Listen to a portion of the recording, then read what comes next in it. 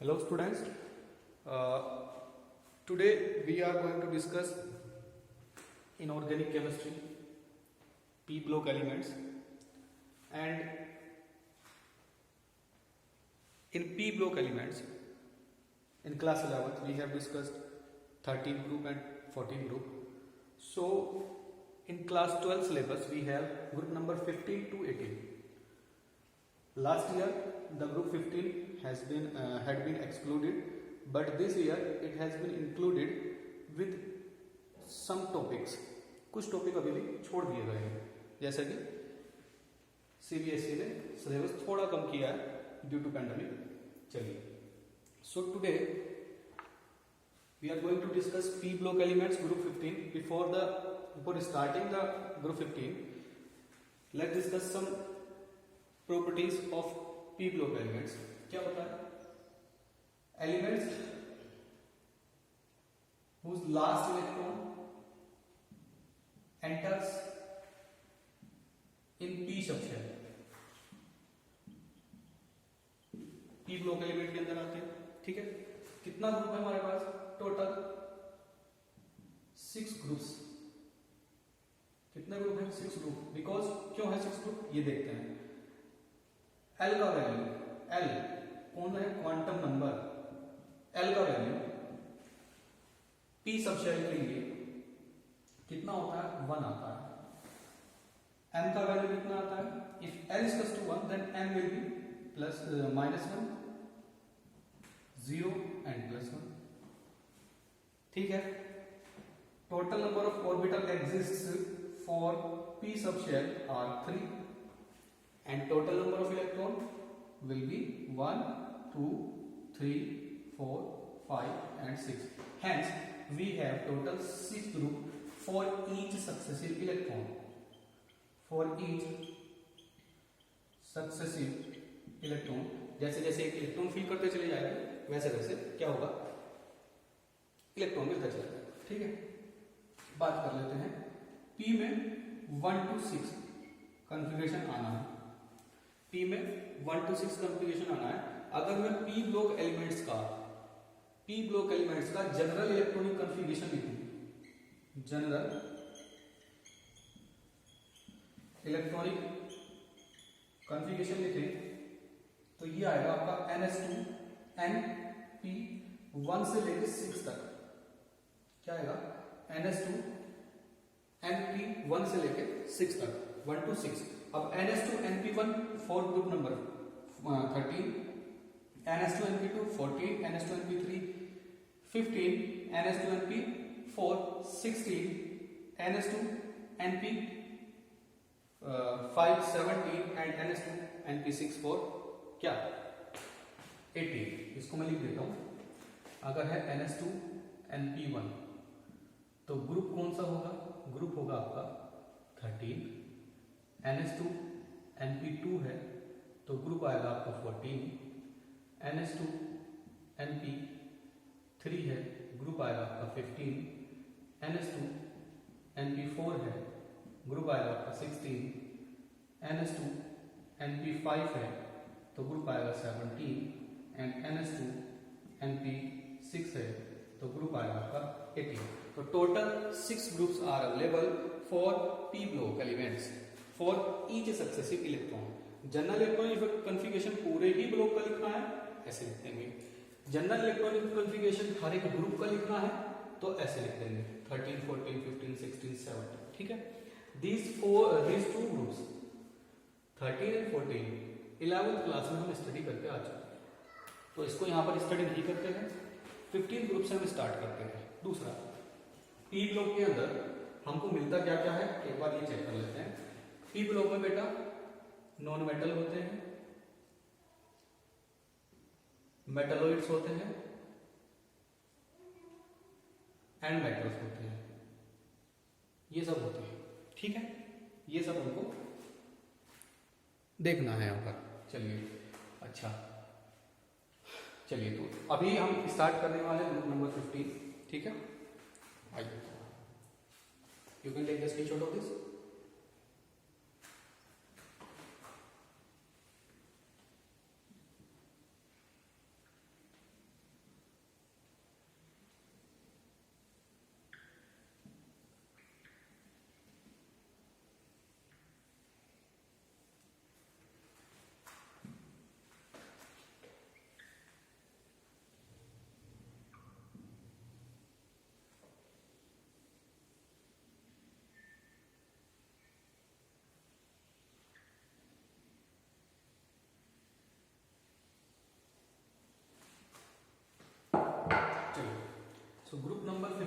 के बारे में डिस्कस करते हैं। First of all, what are the elements present in group number 15? कौन कौन से एलिमेंट्स हैं वो भी चेक कर लेते हैं। चलिए, तो group number 15, nitrogen, phosphorus, arsenic, antimony and bismuth. Nitrogen, phosphorus, arsenic, antimony and bismuth, ये सब इसमें प्रेजेंट होता है ग्रुप नंबर 15 में। ठीक है,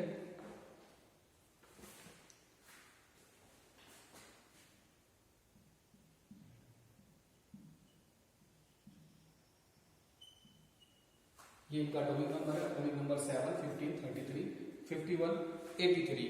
इसके अंदर लास्ट में एक इलेक्ट्रॉन होता है, सॉरी एक और 115 के नाम से होता है, उसको स्टडी नहीं करते, इसलिए इस ग्रुप नंबर 15 में इसी को स्टडी करते हैं। इसको हम बोलते हैं नाइट्रोजन फैमिली।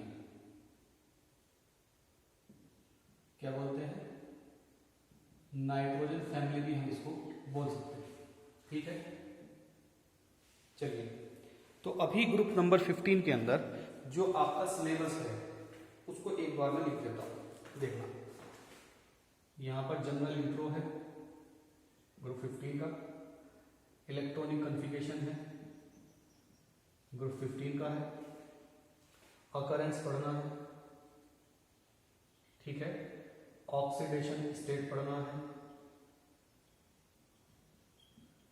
ये इंपॉर्टेंट है ऑक्सीडेशन स्टेट। फिर ट्रेंड्स पढ़ने हैं, trends in physical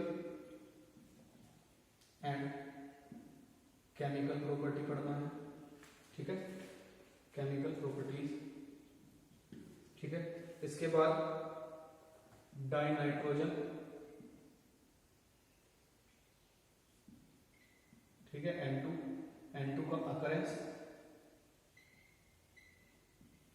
physical plus chemical properties पढ़नी है इसकी, प्लस यूजेस पढ़नी है।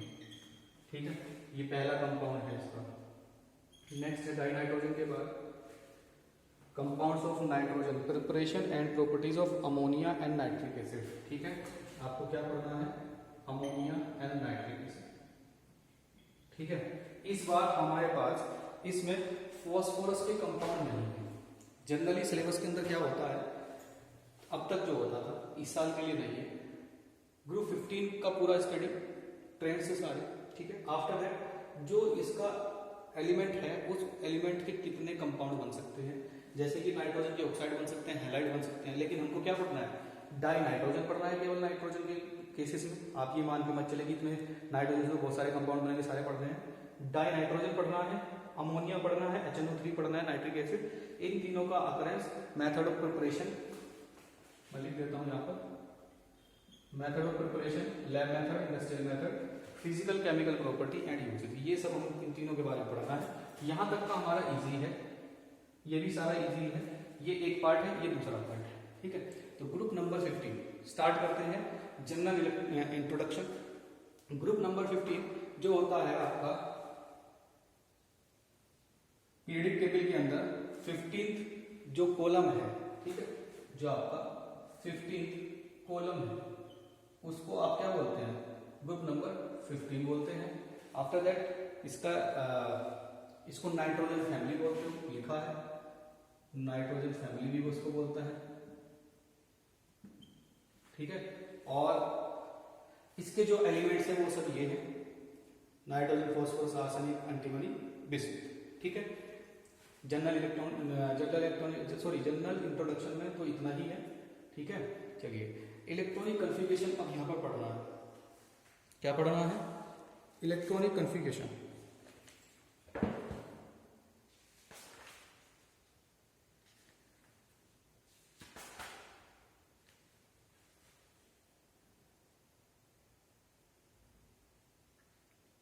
आइए, इलेक्ट्रॉनिक कॉन्फ़िगरेशन इसका पढ़ लेंगे। जनरल इंट्रोडक्शन में ग्रुप 15 होता कहाँ है, कौन कौन से एलिमेंट है, इतना होता है। इलेक्ट्रॉनिक कॉन्फ़िगरेशन में Sp+7, तो इसका मैं पूरा करूंगा 1s2, 2s2,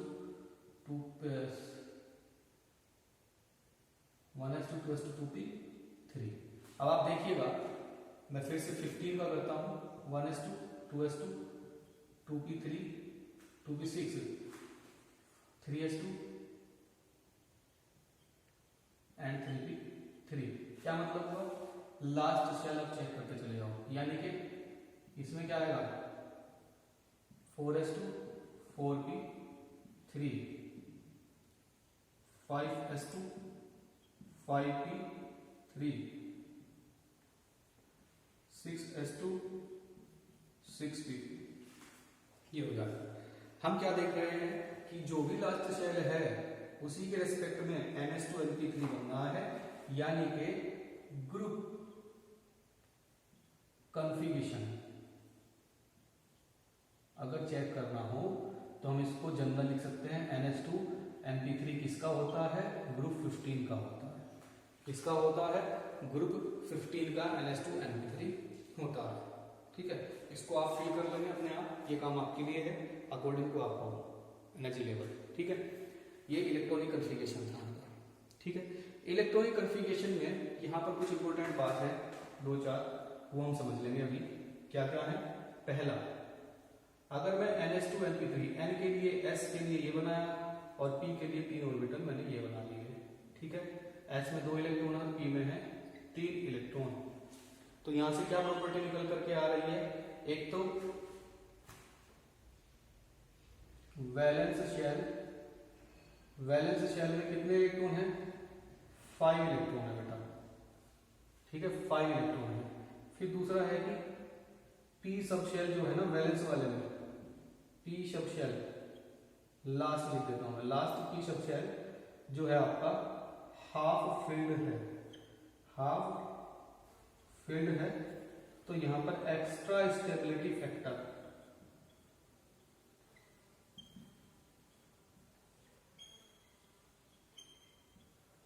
ये आ गया, एक्स्ट्रा स्टेबिलिटी फैक्टर आ गया वैलेंस शेल में, p सब शेल में।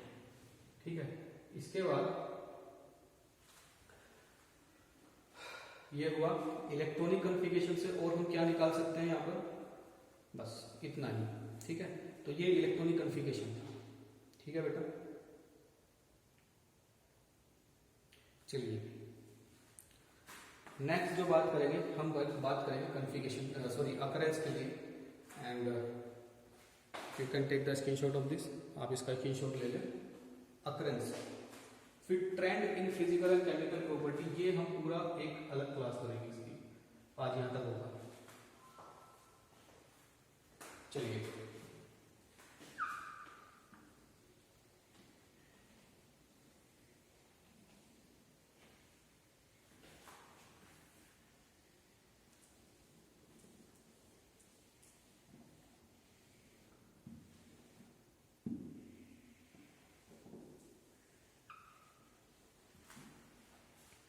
बात कर लेते हैं अकरेंस।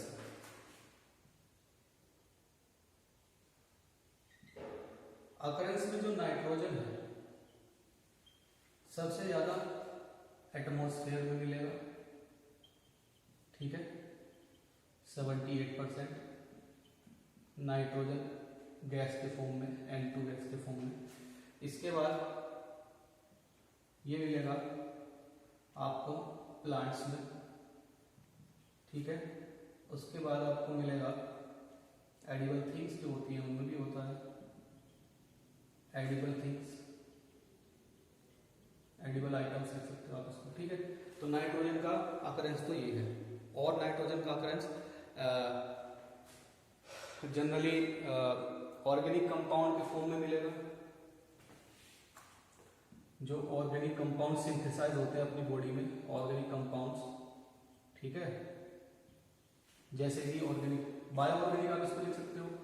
इसमें ऑर्गेनिक कंपाउंड का फोर्थ का ए अगर मैं लिखूं, ये आपको कहाँ मिलेगा, ये आपको प्रोटीन में मिलेगा, अमाइनो एसिड, प्रोटीन। ठीक है, और यूरिया, ये सब बॉडी में सिंथेसाइज होता है। यूरिक एसिड, यूरिन, इन सब में नाइट्रोजन प्रेजेंट होता है। चलिए, अगर मैं नेक्स्ट बात करूँ, अभी तो हमने नाइट्रोजन किया है, बात करते हैं फास्फोरस का। ठीक है। तो ये फॉस्फोरस जो है P5, ठीक है। नाइट्रोजन क्या होता है, नाइट्रोजन आपका N2 डाई एटॉमिक होता है। अगर एटोमिसिटी देखी जाए, ये डाई एटॉमिक होता है, ये पेंटा एटॉमिक होता है, ठीक है। कभी सॉरी P5 या P4, 1 2 3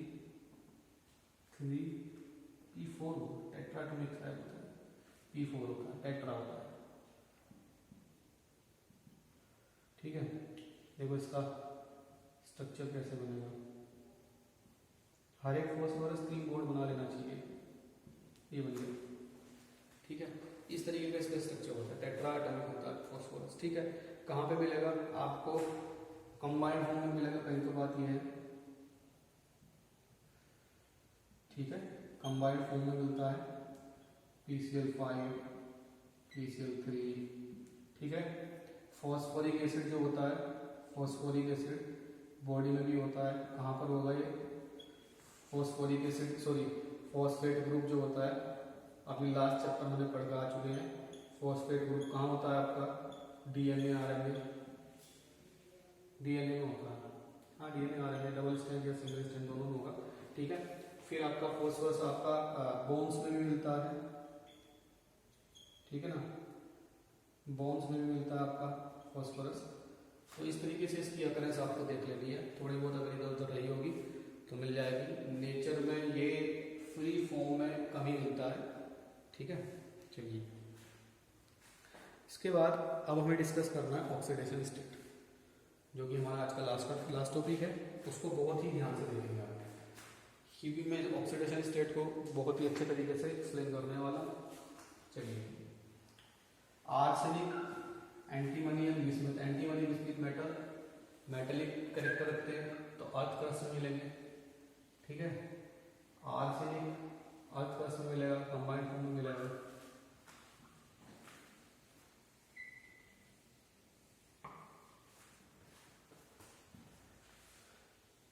जो इम्पोर्टेंट इनका अकरेंस है वो मैंने बता दिया है, बाकी एक नजर आप अपना एनसीईआरटी में लगा लेंगे।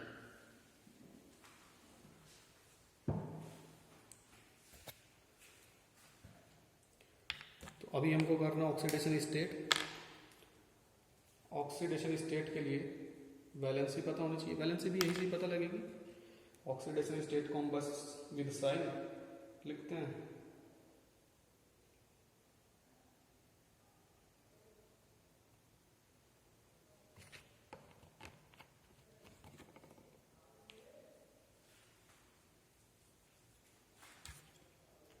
चलिए डिस्कस करते हैं oxidation state.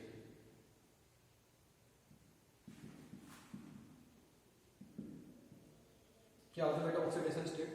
Total charge attained by any species to complete its octet और टू गेन स्टेबिलिटी। यही तो होता है ऑक्सीडेशन स्टेट। अगर मैं बात करूं नाइट्रोजन का, ठीक है। अच्छा, ऑक्सीडेशन स्टेट में दो टाइप का होता है, पहले ये देख लो आप। एक तो होता है इंडिविजुअल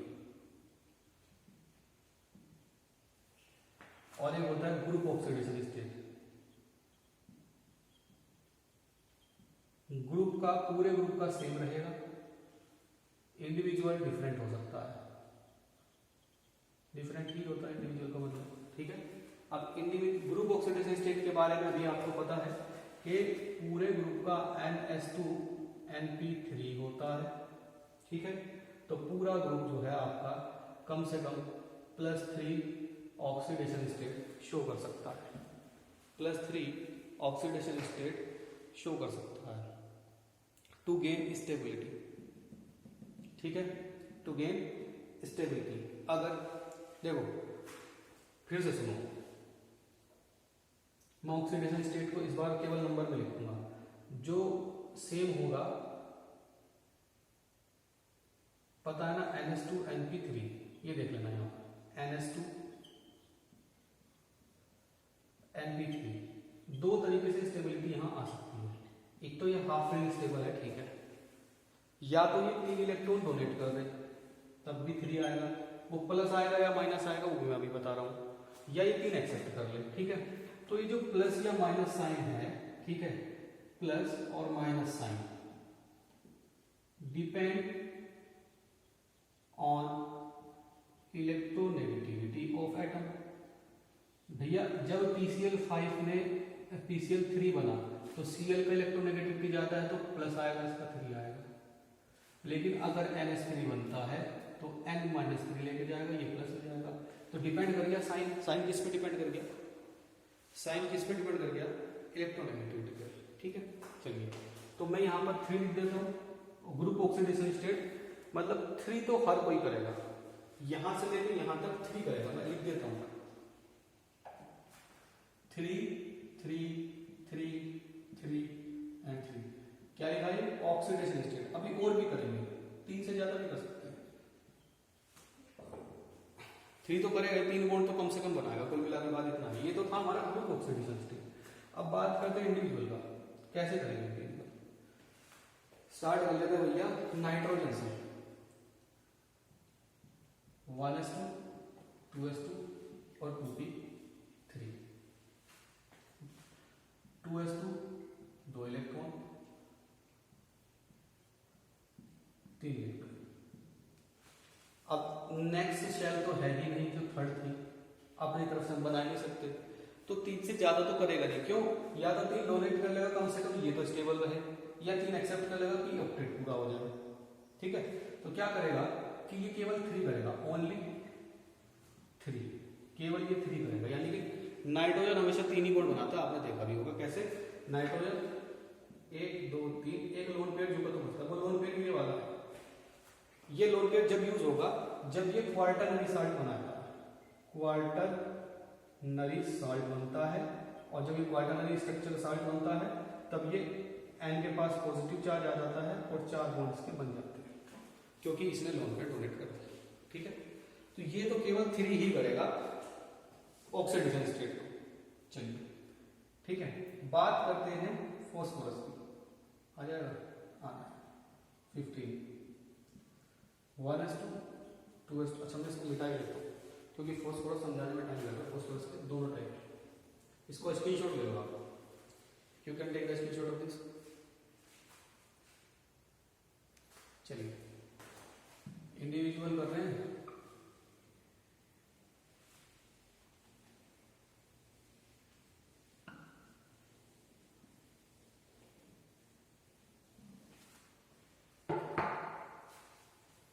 अब आप देखो, बात करते हैं phosphorus. Atomic number 15, electronic configuration 1s2 2s2 2p6 3s2 3p3। ये आ जाए। अब जो 3s है 2 इलेक्ट्रॉन हो गए,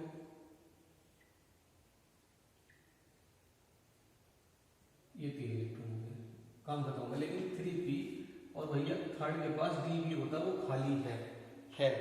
जैसे ही शेल बनती है सभी पॉसिबल ऑर्बिटल आपके, सभी पॉसिबल शेल जो है वो क्या होंगे, बन जाएंगे, भले ही वो खाली रहे।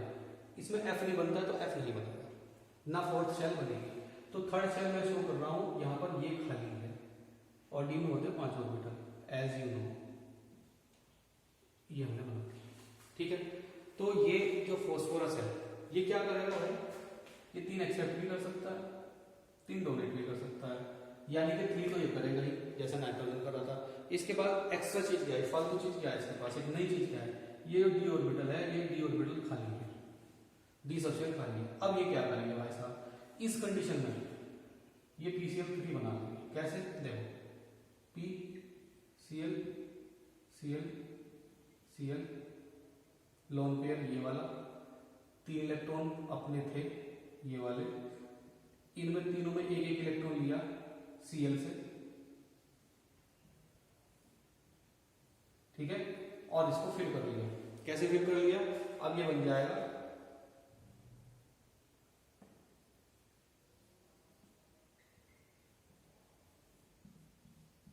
अब फॉस्फोरस के पास ये कंडीशन है, 6 2 8 इलेक्ट्रॉन पूरे ऑक्टेट, बस बात खत्म। डी का इसने यूज नहीं किया, जितने Cl थे उतने Cl से अपनी कंडीशन बना के काम कर लिया। ये तो था PCl3 के लिए काम। अब PCl3 की शेप भी देख लो यहीं पर, क्योंकि फॉस्फोरस के तो कंपाउंड तो नहीं है, लेकिन शेप तो मैं फिर भी बता दूं आपको। शेप एक बार बताओ कितना सिस्टम है ये? 4 सिस्टम है ना। बॉन्ड पेयर और लोन पेयर टोटल मिला के 4 है ना। 1 bond pair, 2 bond pair, 3 bond pair और 1 लोन पेयर, टोटल 4 का 4 सिस्टम जिसमें आता है। फर्स्ट सिस्टम आता है टेट्राहेड्रल, और टेट्राहेड्रल में अगर किसी एक जगह पर लोन पेयर प्रेजेंट हो ये, तो ये तो शेप जो है ना टेट्राहेड्रल है विद लोन पेयर। क्या लिखोगे? Tetrahedral with lone pair. और अगर इस लोन पेयर को भूल जाओ, हटा दो, हमें केवल एटम के बिटवीन बॉन्ड चेक करना है, तो ये क्या आ गया? ये आ गया आपका लोन पेयर, यहां शो करो, ये आ गया पायरामिड। एक्चुअल शेप यही होती है, ठीक है, पायरामिड। ठीक है, लोन पेयर को हम मेजर नहीं करते शेप के अंदर, काउंट नहीं करते हमें, क्योंकि एटम बॉन्ड पेयर चेक करनी होती है। लेकिन शेप को बनाते टाइम लोन पेयर का रिपल्सन लेना जरूरी है, वो हमने लिया है वसेपर थ्योरी के अकॉर्डिंग। ये था हमारे PCl3 के बारे में। अभी ये एक ही टाइप की ऑक्सीडेशन स्टेट की फॉस्फोरस की हमने चेक करी है। अब नेक्स्ट टाइप की हम चेक करने वाले हैं। चलिए लास्ट आज का टॉपिक, फिर कल कंटिन्यू करेंगे। आज फॉस्फोरस तक, फिर आगे के 3 और आगे का टॉपिक जो था आपका trends of physical and chemical property वो करेंगे।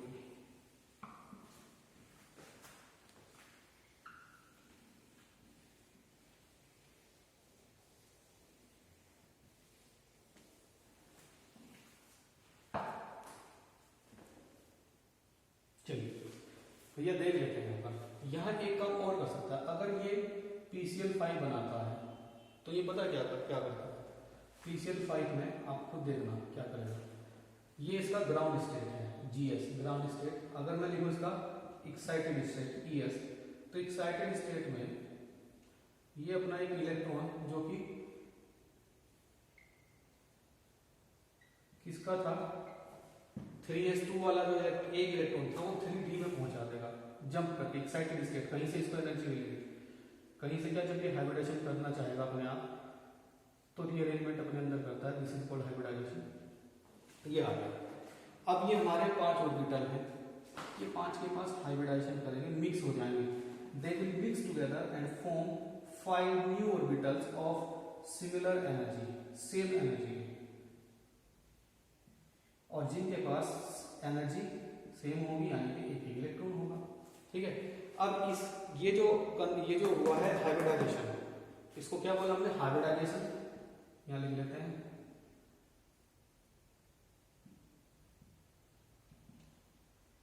हाइब्रिडाइजेशन हुआ कहां से कहां? यहां। ठीक है, अब इस हाइब्रिडाइजेशन के बाद जब ये बना तो एक S 3P और एक B, क्या बना? sp3d। ठीक है, वहां जो टेट्राहेड्रल आ रहा था उसका sp3 बनेगा क्या?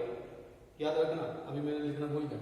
sp3d हमें ऑलरेडी पता है इसका शेप होता है ट्राइगोनल बाइपिरामिडल, लेकिन हम बना के दिखाएंगे कैसे बनेगा, बना करके इसको प्रूव करेंगे। ठीक है, तो अब यहाँ पर क्या है, ये जो नए 5 ऑर्बिटल बने हैं ये हाइब्रिड हैं, ये रेडी टू यूज हैं, ये रेडी टू फॉर्म बॉन्ड है। ये बॉन्ड तुरंत बनाना चाह रहे हैं, जब तुरंत बॉन्ड बनाना चाह रहे हैं तो या तो क्या, बस ये 5 इलेक्ट्रॉन एक्सेप्ट करेंगे किसी तरह या डोनेट करेंगे, जो भी करेंगे, 5 के 5 ही इन्वॉल्व होंगे बॉन्डिंग में। ठीक है, और जब 5 के 5 इन्वॉल्व होंगे बॉन्डिंग में तो अब वैलेंसी कह लो या ऑक्सीडेशन नंबर कह लो। ऑक्सीडेशन नंबर विद साइन लिखोगे प्लस माइनस, और valency total number of bond sigma bond form. ठीक है, तो अब ये 3 के साथ 3 के बाद 5 भी कर सकता है। ठीक है, +5 ही लिखते हैं इसमें क्योंकि इनकी इलेक्ट्रोनेगेटिविटी कम है बाकी सबसे। ठीक है, ये आ गया। ठीक है ना, PCl5। इन भाई साहब का स्ट्रक्चर बना लेते हैं PCl5 का।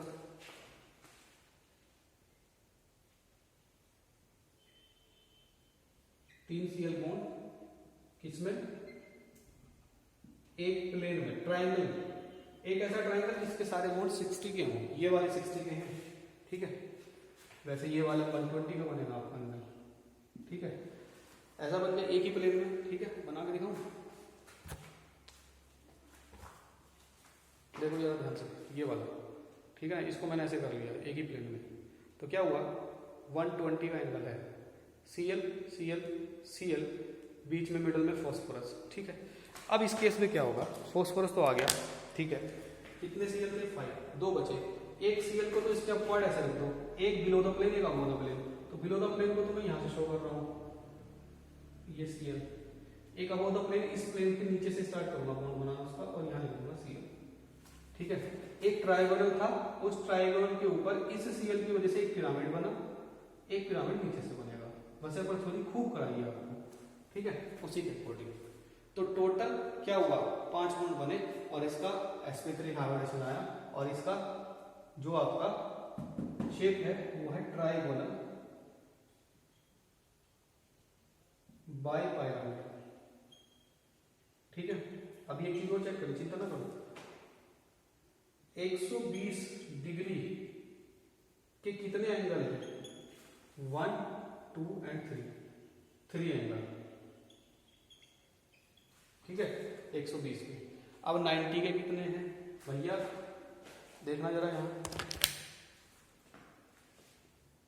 ये 3 Cl है ना, एक Cl इनके ऊपर ऐसा लगा, यानी कि एक ऐसे लगा होगा, अब इसे ऐसे लिया हो, तो 3 तो 90 के बन गए, 1 2 3, और 3 डाउनवर्ड वाले से बनेंगे, 1 2 3, तो टोटल 90 डिग्री एंगल कितने हैं, 6 एंगल है, ठीक है। एक तो ये था।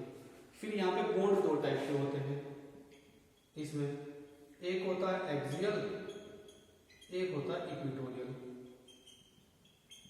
जो बॉन्ड एक दूसरे के एक्सिस में लाई कर रहे हो वो एक्सियल, जैसे कि ये बॉन्ड इसके जस्ट इसी एक्सिस में लाई करेगा दूसरे वाले पे, तो एक्सियल 2 है, इक्वेटोरियल 3, टोटल 5 बॉन्ड है,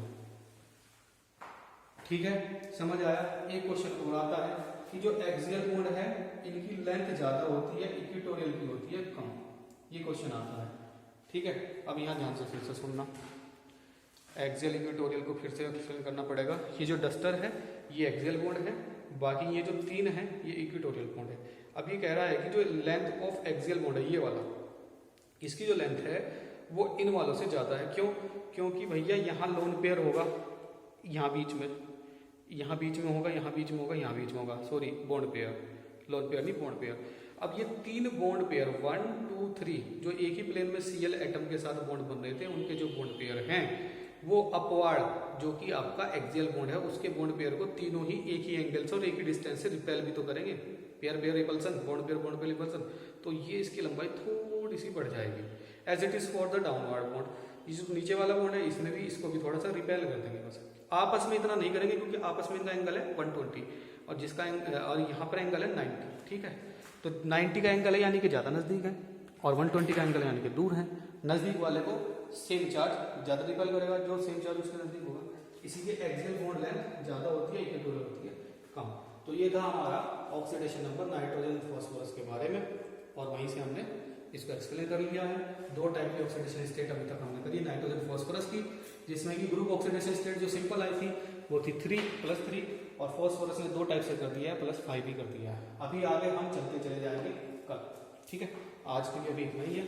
फॉस्फोरस के हमें इस बार कंपाउंड नहीं पढ़ने, केवल नाइट्रोजन के पढ़ते हैं, इसलिए सिलेबस रिड्यूस्ड है। चलिए, so that's all for today and thanks for watching the video.